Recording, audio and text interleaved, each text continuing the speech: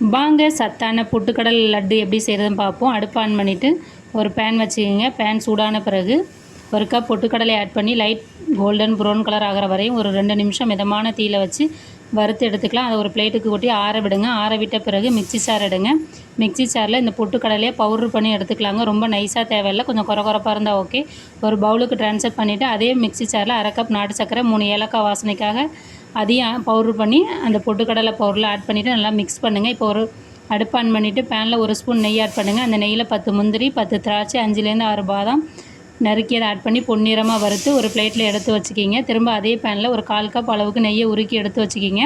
இப்போ நம்ம பொட்டுக்கடலை சர்க்கரை மிக்சிங்கில் நம்ம வறுத்து வச்சுருக்க முந்திரி, பாதாம், ஏலக்காய் ஆட் பண்ணிக்கிங்க. இப்போ நம்ம உருக்கி வச்சுருக்க நெய் 1/4 கப்பை ஆட் பண்ணிவிட்டு நல்லா மிக்ஸ் பண்ணுங்கள். மிக்ஸ் பண்ணிவிட்டு மிதமான சூட்டில் இந்த மாதிரி உருண்டைகளாக உருட்டினா நமக்கு சூப்பரான சத்தான நார்ச்சத்து நிறைந்த பொட்டுக்கடலை லட்டு தயாருங்க.